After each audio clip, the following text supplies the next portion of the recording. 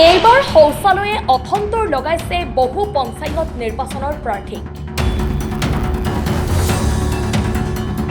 বিলাসীপাৰাত একাংশ পঞ্চায়ত জনপ্ৰতিনিধিয়ে ভুৱা নথিপত্ৰৰে মনোনয়ন পত্ৰ দাখিল কৰাৰ অভিযোগ উত্থাপিত হৈছে। ফুটুকিবাৰী গাঁও পঞ্চায়তৰ অন্তৰ্গত শিমলাবাৰী 10 নং ৱাৰ্ডৰ সদস্য পদৰ প্ৰাৰ্থী চাহলম আকন্দৰ বিৰুদ্ধে উত্থাপিত হৈছে এই অভিযোগ। পঞ্চায়ত নিৰ্বাচনৰ প্ৰতিদ্বন্দ্বিতা আগবঢ়াবলৈ প্ৰাৰ্থীসকলৰ ঘৰত চেনিটেৰী শৌচালয় থকাটো বাধ্যতামূলক কৰিছিল নিৰ্বাচন আয়োগে। কিন্তু নিৰ্বাচন আয়োগক বুঢ়া আঙুলি দেখুৱাই ভুৱা নথিপত্ৰৰে শপতনামা দি মনোনয়ন পত্ৰ দাখিল কৰিছে একাংশ ৱাৰ্ড সদস্যই। শিমলাবাৰী 10 নং ৱাৰ্ডৰ সদস্য পদৰ প্ৰাৰ্থী চাহলম আকন্দৰ ঘৰত কোনো ধৰণৰ চেনিটেৰী শৌচালয় নাই বুলি অভিযোগ উত্থাপিত হৈছে। এই ক্ষেত্ৰত গাঁৱৰ সচেতন মহলে বিলাসীপাৰা সমজিলা আয়ুক্তগৰাকীক এখন লিখিত অভিযোগ দাখিল কৰে। অভিযোগ দিয়া খবৰ পাই ৰাতিয়ে শৌচালয় নিৰ্মাণ কৰাৰো অভিযোগ। এই ক্ষেত্ৰত বিভাগীয় কৰ্তৃপক্ষক চাহলম আকন্দৰ বিৰুদ্ধে বিহিত ব্যৱস্থা গ্ৰহণ কৰাৰ দাবী জনাইছে বিভিন্নজনে।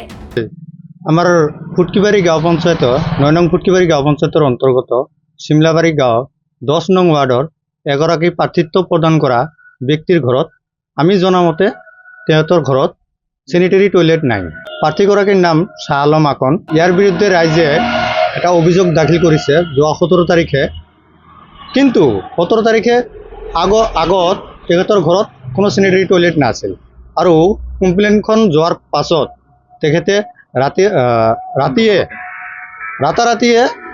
তেখেতে এখন টয়লেট বনাই লৈছে।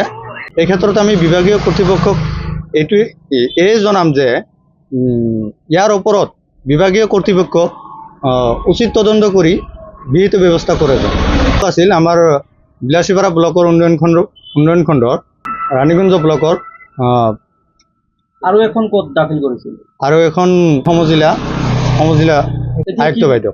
এতিয়া কি বিচাৰে আপুনি?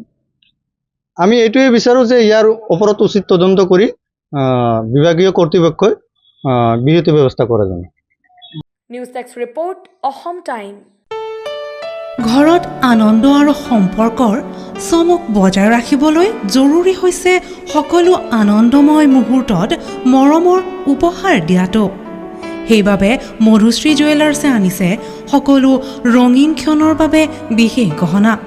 হীৰাৰে হওক, সোণৰে হওক বা ৰূপৰে হওক, শ্ৰেষ্ঠ ডিজাইনছ আৰু হলমাৰ্কযুক্ত গহনাই ৰাখে সম্পৰ্কক নিখুঁত। তেনেহ'লে আজিয়ে আনক আনন্দ মধুশ্ৰী জুৱেলাৰ্ছৰ সৈতে।